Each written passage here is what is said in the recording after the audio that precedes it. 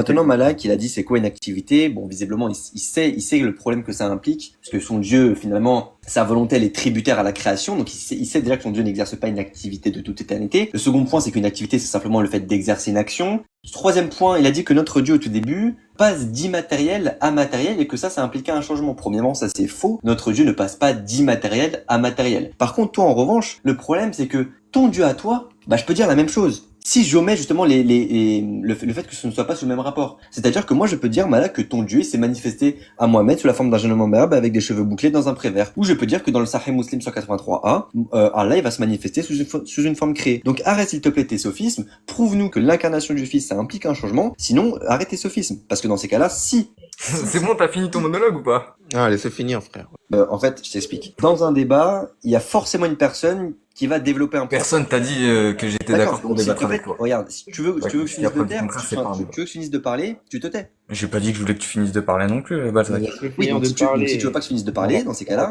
je te laisse répondre, Malak. Je vais répondre à tous tes points. Déjà, tu m'as dit, il faut que tu me prouves que parce que le fils passe d'immatériel à matériel, eh bien, ça implique qu'il change. En fait, c'est très très simple.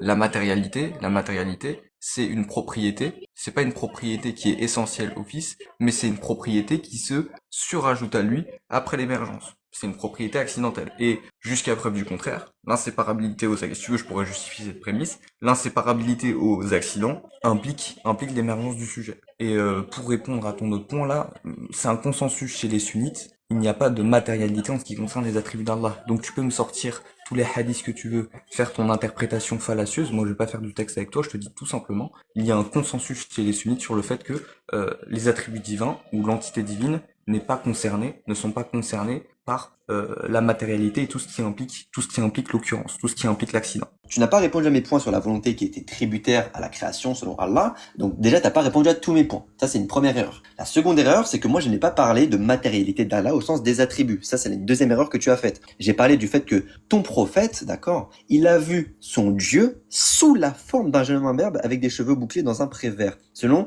Bayan Talbis al-Jamia, volume 7, page 290. Si tu renies ce hadith, c'est pas grave. Je peux te montrer d'autres personnes qui l'ont authentifié. Et même des Ash'ari et des Salaf. Maintenant, le troisième point, c'est quoi? C'est que dans Sahih Muslim 183a, ton Dieu aussi va se manifester sous une forme créée. Et oui, une forme créée, c'est une forme qui est matérielle. Excuse-moi. Et le fait que ton Dieu se manifeste sous la forme d'un jeune homme imberbe, c'est aussi une forme de matérialité. C'est le second point. Maintenant, tu as dit que oui, l'incarnation du Fils, ça implique la contingence du Fils. Bon, premièrement, c'est faux. L'incarnation, c'est une action qui est transitive. Ou est-ce que c'est la nature humaine qui est le passif, c'est elle qui subit cette action? L'union du Verbe n'est pas accidentelle. Cette union n'est pas accidentelle, au sens qu'elle ne se surajoute pas à l'essence divine, mais l'union est substantielle, car c'est le suppôt qui personnifie la nature humaine. Donc vraisemblablement, tu as faux sur toute notre théologie de A à Z. De A à Z. Bon, déjà, pour répondre à ton point sur la volonté divine, en fait, c'est très simple. Toi, tu as dit quoi? Tu as dit, oui, parce que la volonté divine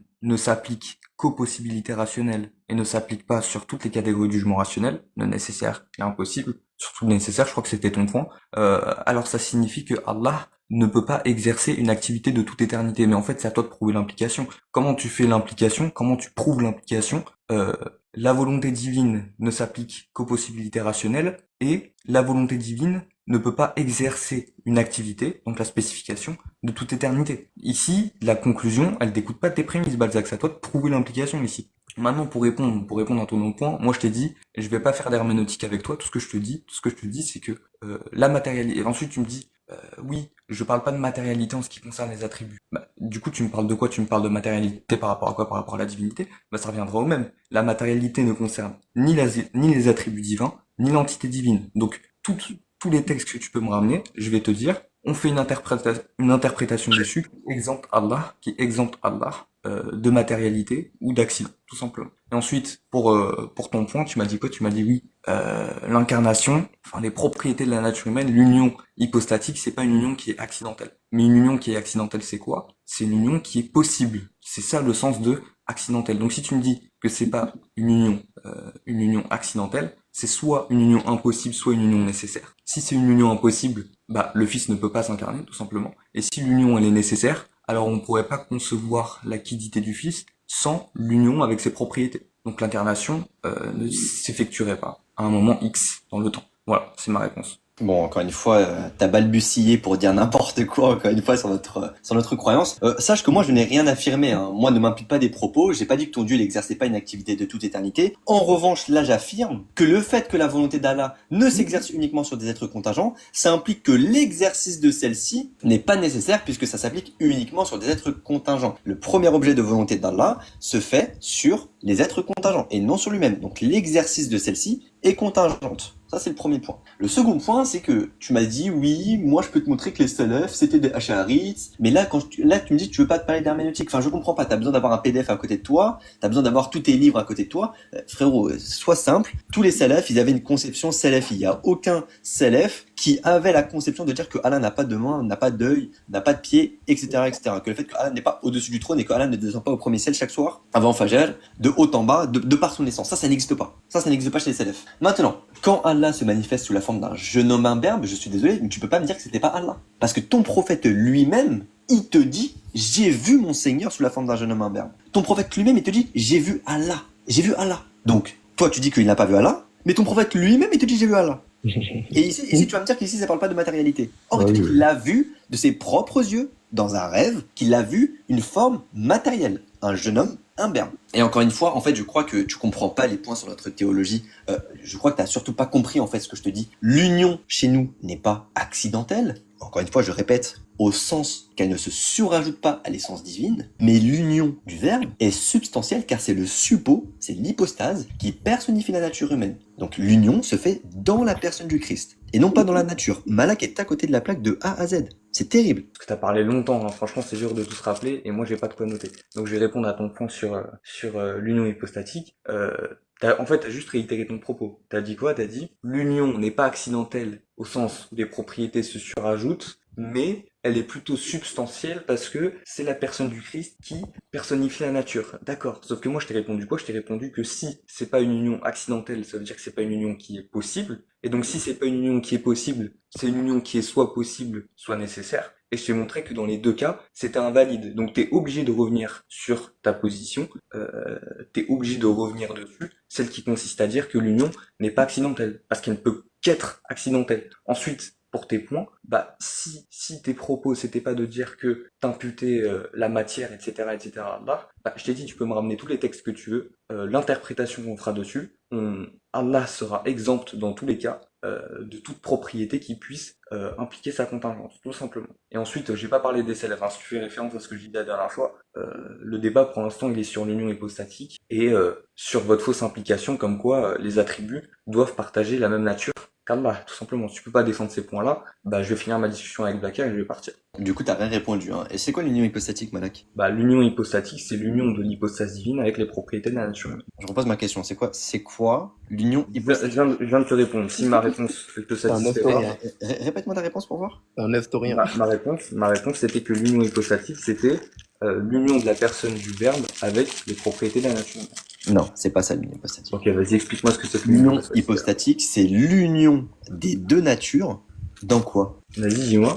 Donc Malak ne sait pas. Donc Malak parle de l'incarnation, mais il ne sait pas quelle est l'union hypostatique. L'union hypostatique, c'est tout simplement l'union des deux natures dans la personne du Christ. Voilà. Quand on dit que ce n'est pas accidentel, c'est au sens que justement, ce n'est pas un mélange. Ce n'est pas la nature humaine qui se mélange avec Ça la veut nature pas, ça veut pas dire ça, mais ça veut pas Mais dire qu'est-ce ça. qu'il Accident raconte? Balzac. Écoute. Quand on parle de union Accident accidentelle, attendez. Il a dit ça veut pas dire ça. Hein. Alors si tu veux, je peux ouvrir, si tu veux, Saint Thomas d'Aquin sur l'incarnation qui te dit que l'union substantielle, c'est l'union dans la personne du Christ, que l'union accidentelle, c'est l'union dans la nature, au sens qu'il y a un mélange. Et ça, c'est ce qu'on renie. Et en fait, visiblement, Malak, en fait, tu connais rien. Enfin, Mais là, tu viens pas de prouver qu'un accident, c'est un mélange. Je veux bien que tu parles de ma théologie, mais s'il te plaît, maîtrise un minimum. Va pas sur des terrains que tu connais pas. Va pas sur des terrains que tu pourras pas conquérir. Là, actuellement, on t'a posé des questions par rapport à la volonté d'Allah. T'as pas répondu. On t'a posé des Si, questions. j'ai répondu, j'ai fourni une On t'a réponse. répondu par rapport. On t'a posé une question par rapport à qui était Allah sous cette forme humaine. Tu nous as dit, tu sais pas. Tu nous réponds pas. Tu nous dis oui. C'est pas ce que j'ai dit non plus. Ok. D'abord, je T'étais vais qui le jeune homme répondre. imberbe? Non, mais je t'ai dit, moi, je vais pas faire de texte avec toi. Je t'ai dit les T'étais deux qui le points jeune sur homme lesquels imberbe? Non, discuter. attends. Non, attends. Si tu veux pas discuter de ça, je vais finir ma discussion avec Blacka. Excuse-moi, Malak, mais en fait, tu as dit que notre Dieu passe d'immatériel à matériel sur le Ouais, même c'est ce rapport. que j'ai Déjà, premièrement, C'est pas ce c'est que j'ai faux. dit. C'est pas ce que j'ai dit. Si, j'ai noté Non, tes c'est propos. pas ce que j'ai dit. J'ai noté tes propos, Malak. Ah, mais t'as mal noté. Moi, je te dis, t'as mal noté, Tes Balzac. propos étaient clairs. Tu dis que notre Dieu passe d'immatériel immatériel et que ça impliquait un changement. Or, moi, je te réponds déjà premièrement que c'est faux. Ouais, Ce ça, c'est point-là ce que est j'ai faux. dit, ouais. Je t'ai réfuté. Voilà. Je vais faire ce même exercice de pensée que toi. C'est-à-dire que je vais dire que ton Dieu à toi, il passe d'immatériel à matériel et que ça implique un changement. Parce que ton Dieu à toi, il se manifeste à Mohamed sous la forme d'un jeune homme imberbe avec des cheveux bouclés dans un prévert. Et je te pose la question, qui était cette personne qui représentait le jeune homme imberbe? Le jeune homme Bon, imberbe est-ce que... représentait qui? Ok, merci. Bon, déjà, il y a une différence entre l'affirmation, la proposition, euh, votre Dieu passe d'immatériel à matériel sous le même rapport, et votre Dieu passe d'immatériel à matériel, donc ça implique un changement. Ce sont deux propositions différentes. Moi, ce que j'ai dit, c'est qu'effectivement, si ton Dieu, il devient matériel à un moment donné, qu'il assume une propriété dite accidentelle, donc une propriété qui lui est possible, eh bien, effectivement, ça implique sa muabilité, ça implique le changement. Et toi-même, tu admis que le changement, ça impliquait la contingence. Maintenant, qu'est-ce que je t'ai dit par rapport au texte? Je t'ai dit que déjà, je vais pas faire de textuel avec toi, parce que c'était pas le sujet, en fait. Et que tu peux pas me répondre que moi, mon Dieu, il passe d'immatériel à matériel en fonction du hadith, parce que je t'ai dit que l'interprétation que les sunnites vont faire sur le hadith, Allah sera exempt de toute propriété qui puisse impliquer la contingence, dont la matérialité précisément. C'était qui l'homme imberbe? Je t'ai dit, je vais pas faire de textuel avec toi. Donc, C'était donc tu Allah, fuis. c'était Allah, c'était Allah. Donc tu fuis, Malak. Non, c'était Allah. Moi, je te Oui, oui, réponds, si c'était tu veux, Allah. je fuis, mais toi, tu fuis le débat métaphysique qui était le sujet Qu'est-ce que précisément. tu Alors qu'on racontes, était en Malak? Tu train de savais pas traiter ce que avec c'était Blacker. l'union Balzac, hypostatique? Balzac, c'était Allah, il Bah, dit. on peut parler de l'union Attends, il n'y a pas de attends, problème, on peut en reparler. faut pas les interrompre. Malak ne savait pas ce que c'était l'union hypostatique. C'est-à-dire que cette personne veut Ah, parler... l'union hypostatique. Laisse-moi finir. Cette personne veut parler de théologie, cette personne veut parler de théologie catholique vraisemblablement, il veut parler de l'incarnation. On lui sort les paroles de saint Thomas d'Aquin, il nous dit non, c'est faux. On lui sort les paroles qui sont dans notre théologie, il nous dit non, c'est faux encore. C'est Qu'est-ce pas ce qu'il que faut, j'ai dit. qu'est-ce qu'il faut C'est pas faire, ce que j'ai dit. Malak, Bah, pour je vais que tu as tort sur tous les points? C'est-à-dire que on t'a montré que tu avais tort sur la Trinité, on t'a montré que tu avais tort sur l'incarnation, on t'a montré que tu avais tort sur l'Eucharistie, on t'a montré que tu avais tort sur les objets de vénération catholique. Excuse-moi, on t'a montré de A à Z que tu Non, mais étais Balzac, KO. quand on On vous t'a écoute, montré il y a de une A à Z question que débat. tu étais KO. Maintenant, D'accord, Balzac, est-ce que je peux répondre maintenant?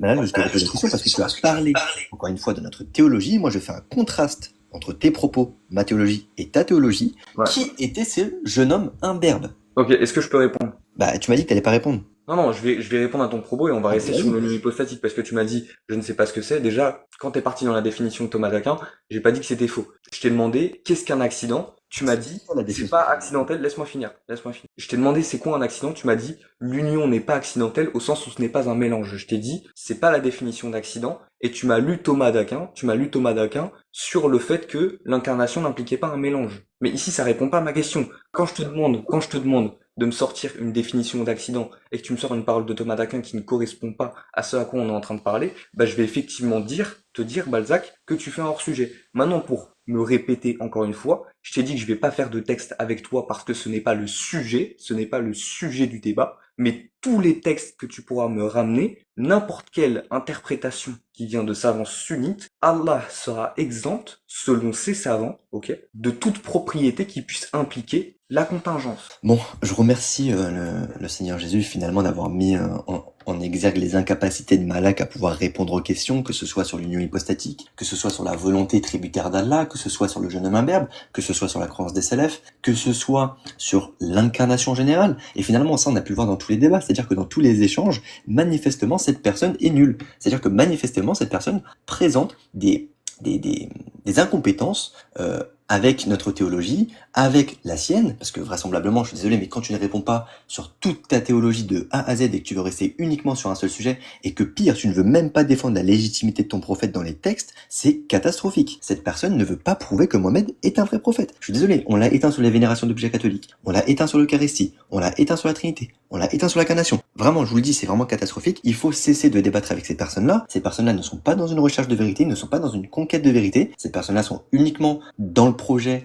de pouvoir démonter les chrétiens, de pouvoir mettre en exergue leur christianophobie. Ils sont pas là pour débattre avec nous. Ils sont juste là pour montrer leur incompétence et vraisemblablement, c'est ce qu'on a pu voir encore aujourd'hui. Malak est mauvais, ça arrive à tout le monde. À chaque fois que Malak il arrête un débat, il revient, il dit « Ah, cette fois-ci tu verras, t'es fini ». Mais en fait, à chaque fois que Malak il revient, il se reprend une claque et finalement il se regarde devant le miroir et il se dit c'est catastrophique. Je vous remercie de m'avoir écouté, tous les gens dans les commentaires, Black, Malak, toutes ces personnes-là. Que Dieu vous bénisse et que le Seigneur Jésus vous guide. Non mais tu crois que je vais conclure sur ça ou quoi, Blacker? En plus tu l'as laissé fuir. Moi j'ai envie de continuer avec Cham. Si Cham il veut. Avec Cham. Cham, il est là, continue quand même, vas-y. Donc vas-y, tu peux enlever le showtime.